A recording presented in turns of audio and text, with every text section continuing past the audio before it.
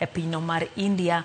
En kinde mabende koro en kinde ma opong' kod kuyo ka oganda mabondo mago mane onge Kisumu kuom thuolo mokwongo yudo thuolo mar neno kata neno ringre mar Odinga kochopo Bondo.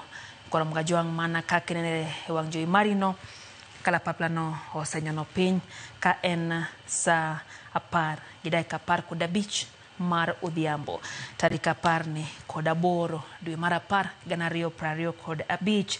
Kinde ni Nyakorom Gajwang' hang' nwadhi mbele kod twak ka bende gisani to wawe mondi ne kaka ringre no chopo denalno mabondo. Nyalo paro ni chenro makamano neno ka ng'enyo telo osechopo kono motel ne ringre no mabende okwongo nene paro ni nyalo ter kokalo e yor apaya. Kata kamano chenro no duogo loki ma oting'e achiel kachiel e kalapapla no mar jolweny pani bang' neno ni wechego mag arita gi wechego mag kuyo mo oganda nigo de okoyiene gi chope yo makare miyo no lok chenro Nyakorom Gajwang' mar tero ringre Odinga achiel kachiel gi kalapapla no nyaka e dalane ma Bondo. Motelo nwana okap jotelo mamoko bende osechopo kotiyo koda ka jotelo mag duond bura mar Jubilee kotane kod jotelo machalo Kioni, Jeremiah, giduto ne gisechopo kanyo motelo jotelo moya e gwengego mag Bandu kata e gwengego mag Western duto bende mokuom gino osechopo ka Nyakorom Gajwang' man mariwore gi familia no eneno ni kopo mogik mar Raila Odinga otime yo makare kendo bende gikuyo gi familia no mar Odinga kuom thuolo mogik ka pok okow ringre Odinga odiochieng' no makiny kar dak no mantiere Bondo Opoda Farm. Nyakorom Gajwang' higeno ni ringre Odinga ang' ne nind e ode otieno makawuono. Kata kamano no wach kanyo ni okang' ne yiene oganda mathoth nene.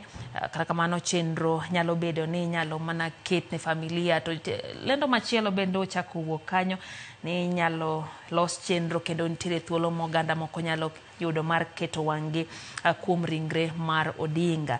Wanyisi ni ma en gino motimore seche 72 mabende time chenro makamagi miyo lokruoge mathoth bende bedo e kata kamano wan ka mar miyi kendo bedo kod ng'eyo mar kaka wechegi brodhi heyo makare. Machiegni ahinya Roslyn.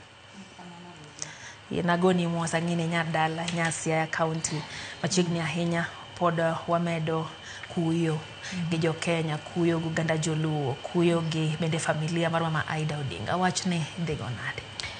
Erokamana na wuona na gi kuyo na mara kaka Roslyn.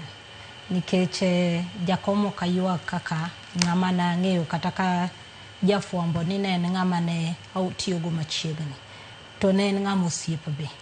Ne en ng'ama nyalo wuoyo godo kendo ne ong'e kako pako ng'ata. Kata noluonga ga ni Nyarawila. E kanye manang'e ni to Karawila en Uyoma kama nam nitie.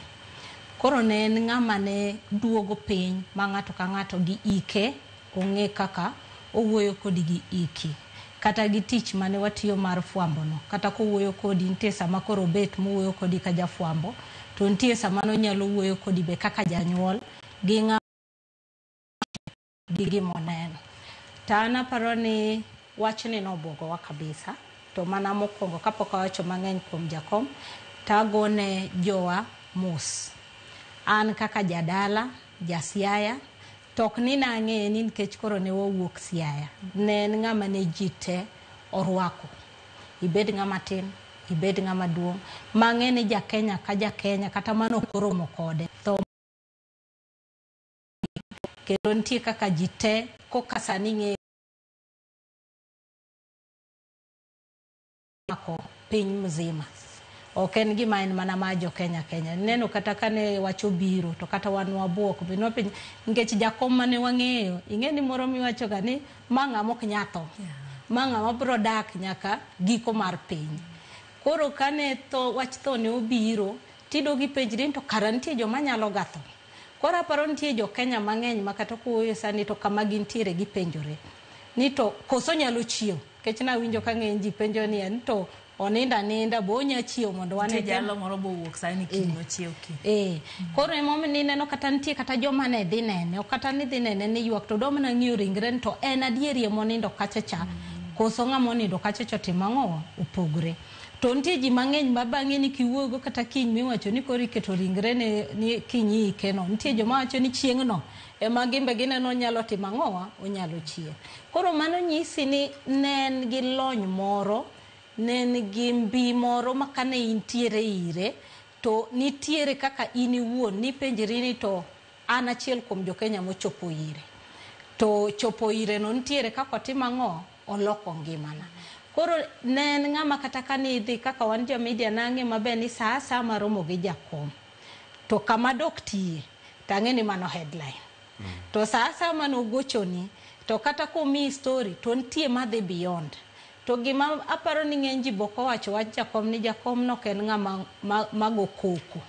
Kata sama nundiko gima ung'e maber ni mato komore. Ni boido ka joge ng'eny gi gosim. Kendo dawo ni to indiko kamano nang'. An natuomraga gi ng'eny joge mang'eny mana nyisoga ni dung'e ng'ama jakom en. Nkech jakom en ng'ama orwako jofuambo. Kendo en ng'ama dhiro for press freedom. Kendo en ng'ama dwaro demokrasi mondo ji owuo kaka ginyalo wuoyo. Koro du gocho to wacho ni ooyo gima ondiko kata gima wacho ni oken gima onego wachi. Kama e kaka nonego tim ang'o, kikuri bie buche yote mar jakom. Eno monyier mine ka samoro pi wang'e wuok en mar mor mar janyuol cha. Koro miya paro ni ng'eny jowa manotiyo machiegni gi jakom nitiere kaka gin gi personal loss margi. Nikech nitiere kaka nokelo ji machiegni ma kata kaka wan joma ne timo siasa.